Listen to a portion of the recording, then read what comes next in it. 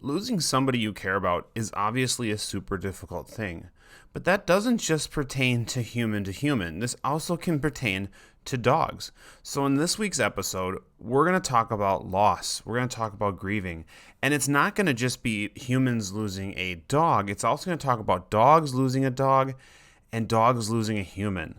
So, this is going to be a little bit of a tearjerker, but guys, let's get into it next.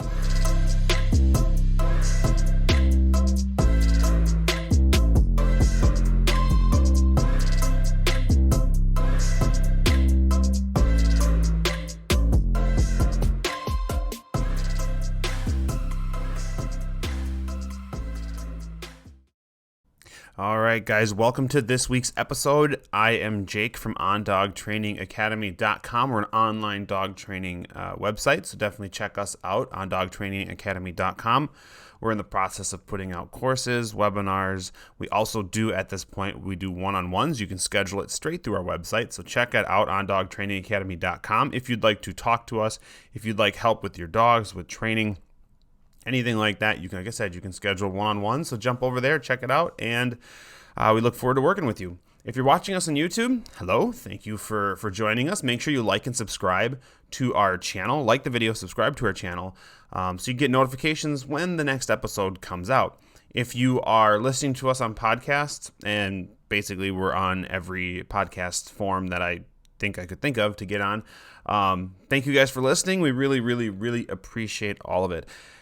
I will start by saying this episode is one that has been on my mind for probably, I would say about a year.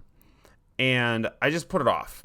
I put it off not because I don't want to talk about it, but at the same time because it's just a hard conversation to have. You know, it's hard to talk about loss, right? It's hard to talk about, what happens. We have these animals that we love and adore, and really, it becomes hard to imagine life without them, right? They're so ingrained or entrenched into our daily routine, and we have such emotional connections with these animals that it can become really hard to think about, and thus, for me, very difficult at times to talk about. But I feel like it's necessary. I don't want to name names, and I never would do that, but I will say we've had a couple situations lately where we've had clients that have been dealing with loss, and it got me thinking, there's more than just humans losing a dog. There's way more to it. In one situation, there was a dog that lost a human. In another situation, there was a dog that lost a dog. And obviously, we lose our animals, and it's devastating too, but we need to think about the impact on those other things. So I'm kind of glad I stalled on talking about this, just because I think that it helped me build it a little bit better and expand out. Like, I probably would have just talked about, when dogs lose dogs and where humans lose dogs. But this whole, when dogs lose humans things is definitely a big conversation. So we're going to get into that. I'll start by kind of talking about first grieving an animal. I think it's totally natural to grieve. You'll have some people, and I think this is a forever shrinking group of people who will just say, well, it was just a dog, just go get another one. It's just a dog, just whatever, and not have that big of an emotional attachment, or at least not want to outwardly show it.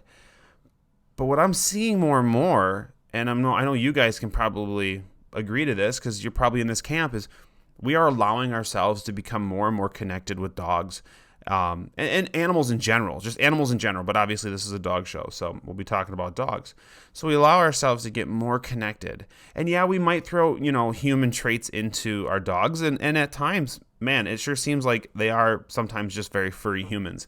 I understand they are dogs, and that's just what it is. But, the connection that we are now establishing with our animals makes when we lose them that much more hard. So I'll tell you this right now. If you are dealing with loss of a dog, or if that's coming, I mean, it's coming for anybody who owns a dog. That's just inevitable. But understand, it is okay to be sad. It is okay to grieve. Hell, I think it's okay to, if something happens to your dog, take a day or two off work or whatever you have to do. Understand that we can't dictate, to a degree, we can't dictate what we're sad about. Our emotions are our emotions. And if you had that bond and that connection with your dog, you're going to grieve like you lost a person, because that's just what it is. So don't feel bad or don't feel like you have to just push through it. It's okay to grieve and be sad. Now, we're going to be talking about the 3 different situations, like I mentioned before, about loss, and kind of things we can do to sort of help through that. They're all very similar, but I think they're all worth talking about. But the first thing I'll talk about is I will talk about my story with loss. I've since me and my wife moved out and we're living together and everything, we've had 3 dogs now that have been with us, that are, one that's still with us, Luda, and then 2 that we have lost. Now, the loss of Copper, our Basset Hound, was hard, but he also was like 12 years old. It was expected. We saw it kind of coming. You could see him starting to just kind of get sore and slow down and different things. And then, not 100% sure, but it could have been cancer at that age. And that's very common. And that's what took him. And it was sad, but it was sort of one of those things where it was like, yeah, you know what? We had a long life together, buddy. He was my ride or die dog, where it was just like, he defended me. I had a golden retriever years and years ago that turned out to be a really good client of ours for a while, till she eventually passed away of old age. A really good client of ours. But he actually protected us, or tried to protect me. This dog at 6 months old was trying to attack me in the yard, and it was just a dog just being a complete adolescent. It wasn't like nasty, crazy, whatever. But he tried to come over because he saw Dad. He thought Dad was getting attacked, or a dog was trying to attack Dad. And so he came over and tried to defend me, and I was doing my best to push him away while still holding on to this dog. And so, after that, it was just like our bond grew. I was like, this dog's got my back, even though he's a Basset Hound. And you don't really think of that. But when we lost him, I was sad. But it wasn't as much of a hit to me as our first Malinois we had, Cato. I'll try to make this story short, but I want you to understand that when I talk about grieving, I come from a place of understanding. Not only through experiences with clients, but just experiences with my own personal dogs. So Cato, and if you're ever wondering, Cato is the dog up in these pictures here, and then Cato is the reason why I have this sweatshirt. I'll explain that in a second. But he's the dog that's up in those pictures. It's a poster that a close friend of mine put together. That was absolutely, it meant a lot to me that she did this for me. But Cato was a Malinois, and he was a special working dog for sure. Like, the sport stuff we did he was amazing at it. He took after his father that I had the privilege of training before that, which is why we got him. And I trained him. We competed. We got to the highest level in the U.S., and we decided, hey, you know what? Let's try to get to the highest level in Europe as well. Let's go worlds, right? And so he went to the world competition, and that was over, like I said, that's where the shirt comes from. It was over in Italy. We traveled to Italy, and I competed with him there, and I think he did well. I mean, he didn't win or anything like that, but I think the experience and everything was just amazing. And all the different things, like my wife did obedience stuff with him, and he just had this really big, full life that he had been living. And looking back now, I'm absolutely glad we did it, because about a week after we got home from Italy, Luda was just under 4.5, or Cato was just under 4.5 years old. He developed a lump on his shoulder, and we didn't know what it was. We thought maybe it was an injury from the trial. We weren't 100% sure, but it was hard, and that was super concerning. And we brought him to the vet, and they did their tests and everything, and what it came back as is cancer. He had bone cancer. And we had a lot of options. What they said was risky, but it could possibly work, was amputating his leg. And, he's 4.5, so he would be very, very, very easily could recover from this and live a long life. Their concern was the margins and the cancer. Could they remove enough or remove the cancer completely to where it's just gone? And that was a super big risk. And it was a risk we were willing to take because at 4.5, we felt like this dog was maybe a third of the way through his life, and he was our child basically. Like this dog was our baby. Like he was an awesome working dog. He was an awesome house dog, and we were not prepared yet to lose him. And so we did the amputation. We went through all of me and Jenny were doing switch offs, shifts basically. Like she'd sleep some during, or I'd sleep some during the day, or whatever, vice versa, whatever it'd be. But we'd be doing these shifts where like I'd be taking care of Kato and she'd be going to sleep, and then we'd switch off. And we got him through the surgery. We got him through recovery. It was easily $10,000 in expenses, and it was totally worth it to give this dog a chance because he had been such an awesome dog for us that we just needed to try and do this for him.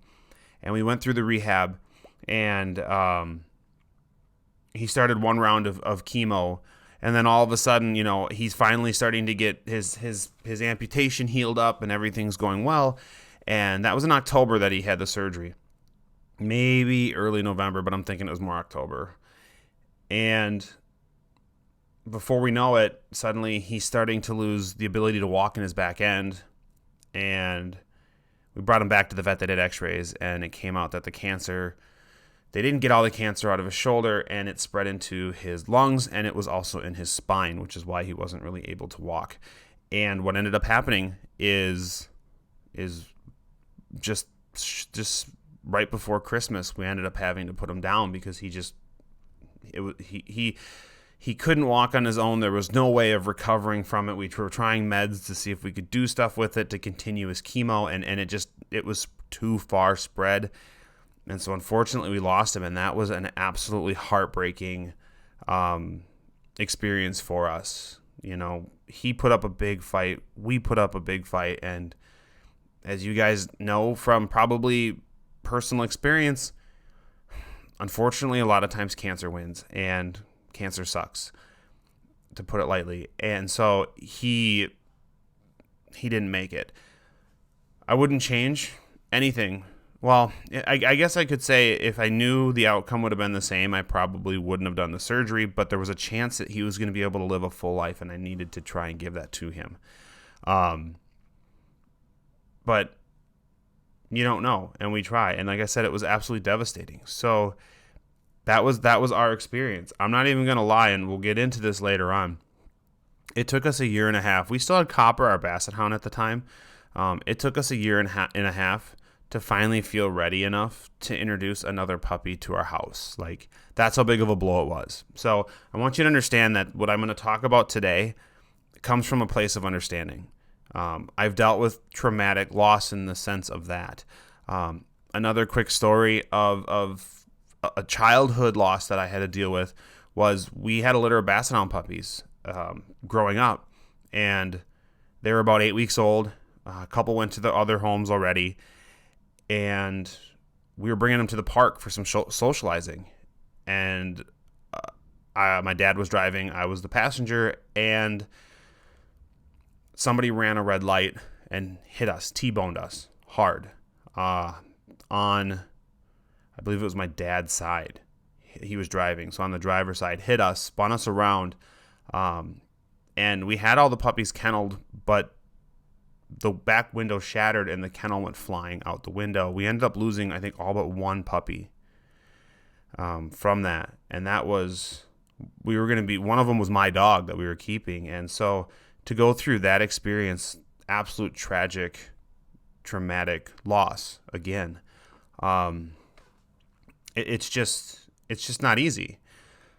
But fortunately, there are some things that we can do, and so I wanted to talk about that.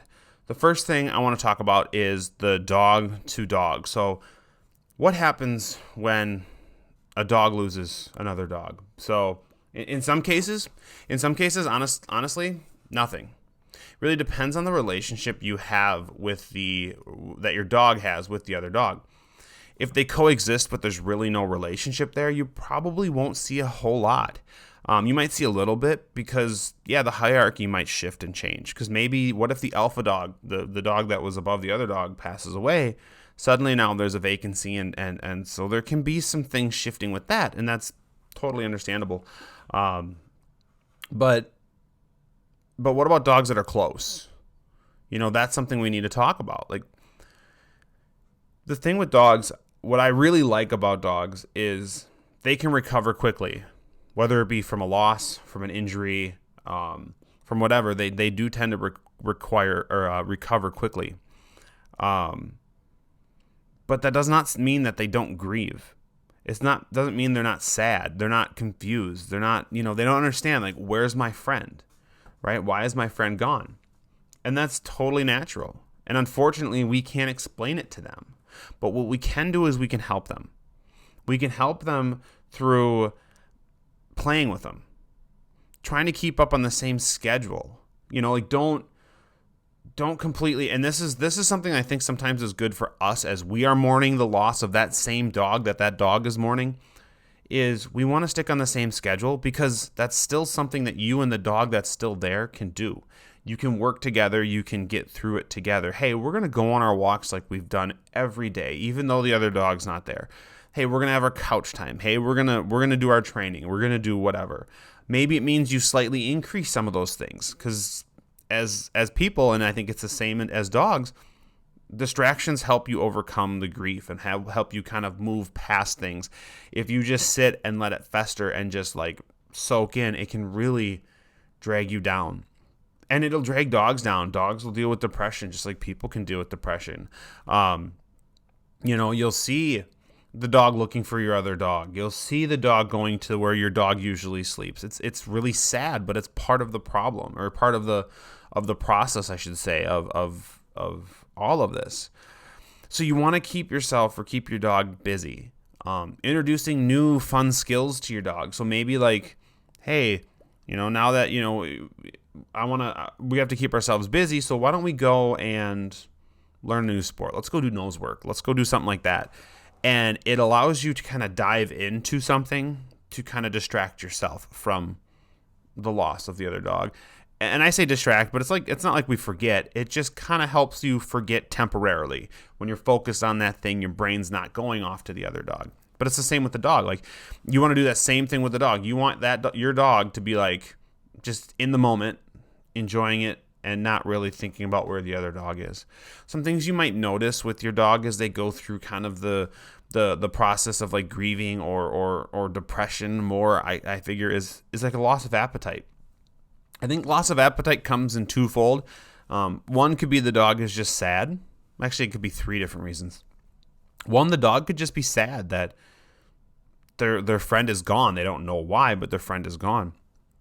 Secondly, there's no competition. Right? There's no competition for resources, so now the dog doesn't feel like they have to scarf their food or eat their food quite as much because there's no one there to take it. And third is energy output. Maybe your two dogs were playing so much they were burning significantly more calories, which is why I say you need to do the same or slightly increase how you play with your dog to kind of match, I should say, that energy output, that calorie burn.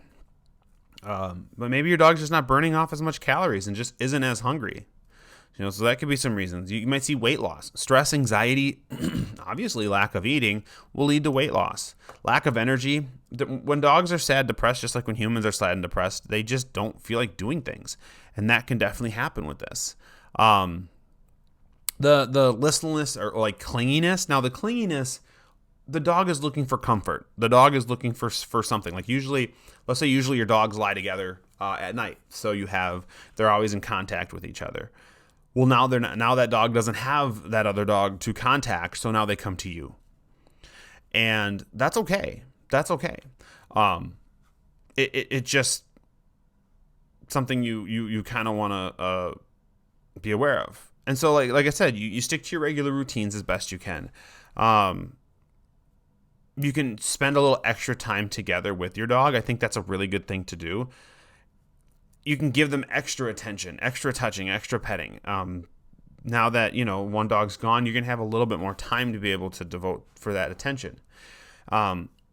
Play their favorite games and increase those activities. Something I would recommend you do not do with your dog is do not start to go, okay, well, I'm going to let you sleep out of your kennel. You're normally kennel trained or something. I'm going to let you sleep with me. You're going to be able to follow me around. I'm going to let you go into the bathroom with me.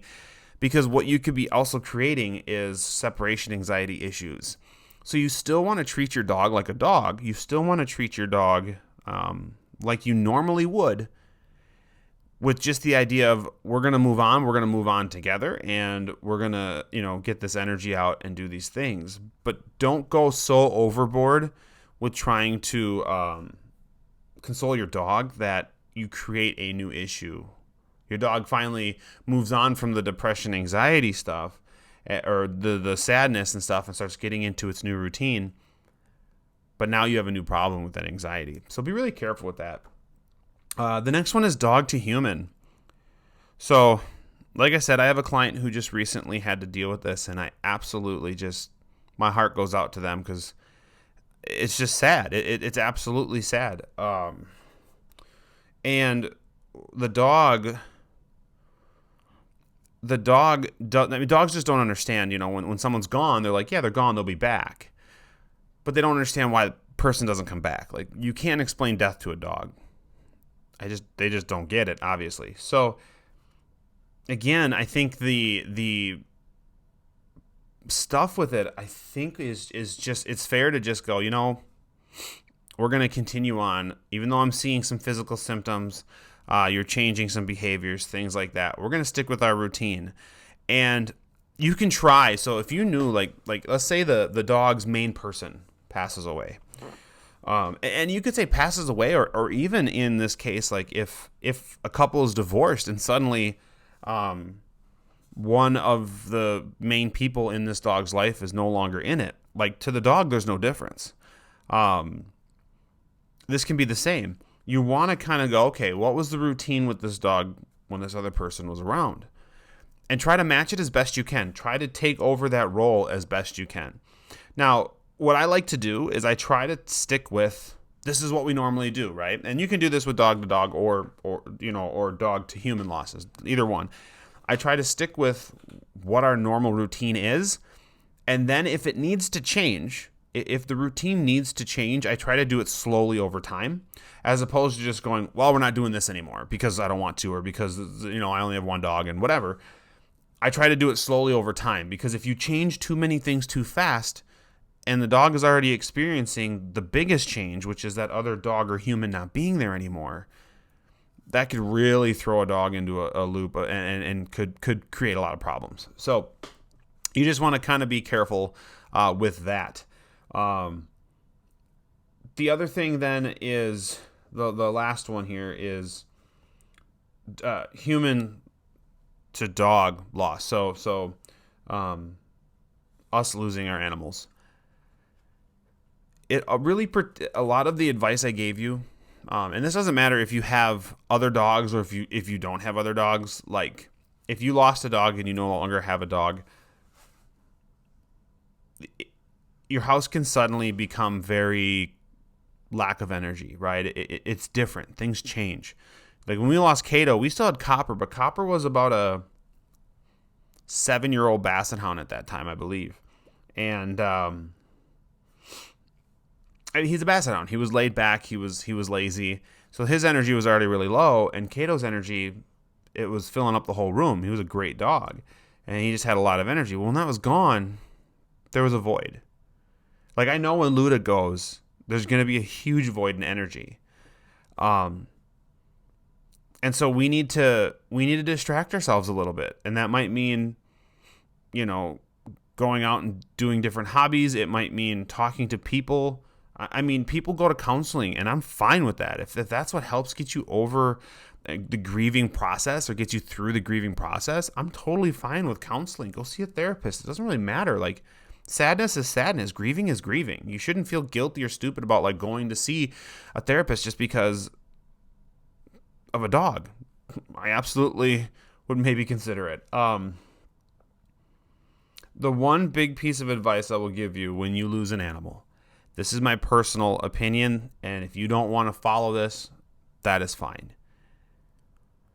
Don't rush in to replace. And I hate the word replace because these animals are irreplaceable. But it's the only one I could think of. Don't be in a hurry to replace that dog. I know a lot of people, personally, I know a lot of people that when their dog dies, they tend to be very quick to fill that void. And what that does is a few different things. First thing it does is it doesn't give you, I don't think, adequate time to vet out and process where you're getting your dog from, whether it's a rescue or if you're getting a puppy from a breeder. You're in such a hurry to fill that void that you just kind of get whatever, right? You're like, well, this is probably okay, and you're just not doing your due diligence quite enough. But the big thing, I think, when it comes to this is these. When you get a dog to fill a void from another dog, I don't think it's fair to the new dog coming in. What I mean by that is when we haven't fully grieved or worked through our sadness of the loss of our other dog, we're going to be comparing this new dog to that dog. We're going to get frustrated because our last dog never did that. And we already say that enough when we're not grieving with dogs. But when you're grieving and you're still sad, you're going to be like, I got this dog to replace my other dog, and this dog's not living up to it, at least not yet. But if it's a puppy, obviously you have to give it a chance. Well, any dog, you have to give a chance. But you're going to be comparing it to the other dog a ton. Also, are you prepared emotionally? Like, you lost a part of you. Like, if when Luda dies and when Kato died, they take a part of you with them every single time. And so are you ready to give a part of you again to another dog? Are you mentally prepared for that, emotionally prepared for that? I think a lot of people aren't. But I think a lot of people say, well, I just need a new project. I need this new dog. I need this thing to focus on, which if it works for you, cool. But I would be very hesitant and very cautious. Like I said earlier, it took us 1.5 years before we finally decided on a breeder, and then it all worked out and we got Luda. And we don't regret taking that time to find the right dog and to allow ourselves to grieve Kato. I think out of respect for Kato, we wanted to grieve him, remember him, and just feel good about going to the next step. So don't feel like you have to be rushed into getting another dog. You don't. And if you have any questions, if you have anything coming up you need help with, like I said, we do one-on-one stuff, and I am not a grief counselor by any means, but if you need to talk through something, if you need advice on getting a new dog, if you need advice on if getting a new dog right now is right for you, schedule a one-on-one with us. Let's talk. We're willing to work. And I understand these topics are hard. And I understand, I would totally understand if this podcast or this YouTube video isn't very popular, just because this is a hard conversation to have. It is difficult to talk about. But the bottom line with all of this is try to stay on track with what you're doing. Don't allow your dog, don't allow yourself to fall into a depression that's going to just affect everything. Try to stay positive. Try to work with the other dog if you have one. If you don't have one, you can start to look into, hey, well, I know down the road I'm going to want another dog. I did this when Kato died. I said, you know what? I know down the road I'm going to want another one. I'm going to start looking now. And then, like I said, 1.5 years later, there's Luda. Because again, I don't want to wait until I'm totally like done grieving and be like, okay, time to start the process now. I'm going to go look and then get a dog really quick. I like to take my time when I get a dog, make sure it's the right fit, make sure the breeder's the right fit or whatever. So guys, I really hope this was helpful. I really hope you understand that it's okay to be sad. It's okay to take some time off, whether it's work or whatever, to grieve the loss of your animal, just because it's sad, right? And it's okay for your dog to be down a little bit for a little while. But it's your job to like be like, hey, let's pick you up. Let's get you outside. Let's play these games. Let's have some fun. And dogs are really good at bouncing back. I think they're better than us. And so it can happen, and it can happen quickly. But just get them on that same routine they were on, or keep them on the same routine. And just help them out that way. Help yourself out with that as well. So guys, thank you very much for listening. I'm glad that I decided to finally talk about this one. It's been one, like I said, I've wanted to for a long time, and just have been putting it off because there's other episodes that are way funner to talk about than losing an animal. But anyways, that is it, guys, for this week. I hope this was helpful for you. Hopefully you learned something. And if you know anybody in your life that is going through this or might be going through it soon, send them this video, shoot them this podcast, let them see it, talk with them, let them know it's okay. And guys, we'll see you next week.